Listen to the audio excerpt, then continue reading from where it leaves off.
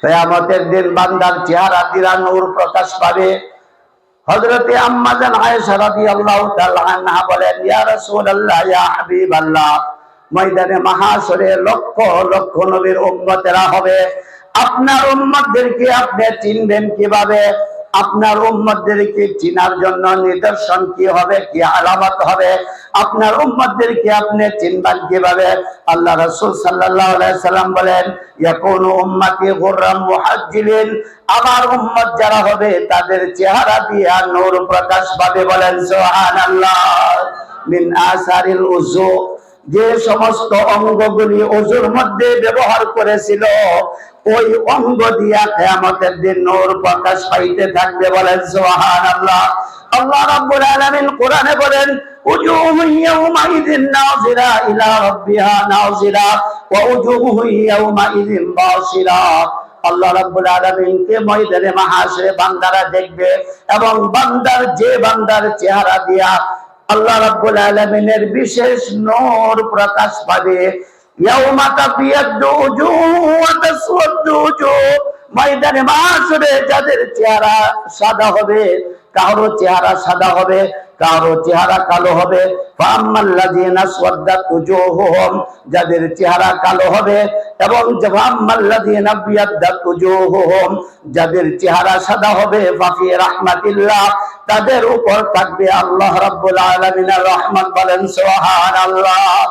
আর ময়দানে মাহশরে যাদের চেহারা কালো হবে, আল্লাহ রাব্বুল আলামিন তাদেরকে উদ্দেশ্য করিয়া বলবেন, আকাফারতুম বা'দা ঈমানিকুম, আকাফারতুম বা'দা ঈমানিকুম ফাযুকুল আযাব, আকাফারতুম বা'দা ঈমানিকুম ফাযুকুল আযাব।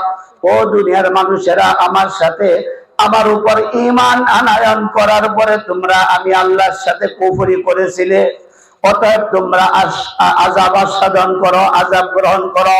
ময়দানে মাহশরে যেদিন আল্লাহ জাল ফরজ হবেন, আল্লাহ রাব্বুল আলামিন বান্দাদেরকে দেখা দিবেন, বান্দারা আল্লাহর চেহারা দেখবেন, আল্লাহ রাব্বুল আলামিন বান্দার চেহারাও দেখবেন। সেই ময়দানে মাহশরে যেদিন বান্দার চেহারা দিয়ে নূর প্রকাশ পাবে, আল্লাহ রাব্বুল আলামিন যে সমস্ত বান্দাদেরকে দেখবেন, বান্দারাও যারা আল্লাহকে দেখবে, তাদের অন্তর্ভুক্ত আমাদের সকলকে হওয়া তৌফিক দান করুন। বলেন আমিন। হাত উঠান তো একটু, বলেন আল্লাহ, সবাই বলেন আল্লাহ রাব্বুল আলামিন। ময়দানে মাহশরে যেদিন আপনার চেহারা বান্দারা দেখবে, রব্বুল আলামিন দয়া করে আমাদের সকলকে তাদের অন্তর্ভুক্ত করে নিয়েন। বলেন আমিন।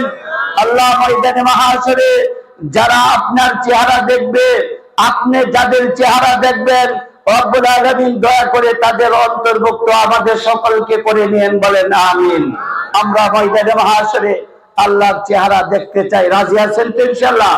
আল্লাহ রাব্বুল আলামিনের চেহারা ময়দানে মাহশরে দেখা যাবে। আল্লাহ রাব্বুল আলামিন হাদিস শরীফে এসেছে, হুজুর পাক সাল্লাল্লাহু আলাইহি ওয়াসাল্লামের কাছে সাহাবায়ে কেরাম বললেন, ইয়া রাসূলুল্লাহ, ইয়া হাবিবাল্লাহ, আমরা কি ময়দান মাহশরে আল্লাহর চেহারা দেখব? হুজুর বললেন, ও আমার উম্মতেরা শোনো, যেরকম সূর্য উঠলে, যেরকম সূর্য যদি মধ্যম আকাশে আসে, পূর্ণিমার চাঁদ যখন মধ্যম আকাশে আসে, সেই চাঁদগুলি তোমাদের জন্য দেখা কোনো অসুবিধা হয়? সেই সূর্যটা দেখা কোনো অসুবিধা হয়? হুজুর বললেন, ময়দানে মাহশরে আল্লাহর চেহারাও তেমন ভাবে, এরকম পূর্ণিমার চাঁদের মতো আল্লাহর চেহারা বান্দারা দেখতে পারবে। এবং সূর্য যেরকম মধ্যম আকাশে আসলে দুনিয়ার সমস্ত মানুষেরা এরকম সূর্য দেখতে পায়, ময়দানে মাহশরে বান্দারাও আল্লাহকে দেখবে। বলেন সুবহানাল্লাহ। আল্লাহ রাব্বুল আলামিন দয়া করে যারা আল্লাহর চেহারা দেখবেন, আল্লাহ রাব্বুল আলামিন যাদের চেহারা দেখবেন, আল্লাহ সুবহানাহু ওয়া তাআলা দয়া করে আমাদের সকলকে তাদের অন্তর্ভুক্তি হওয়ার তৌফিক দান করেন। সকলে বলেন আমিন।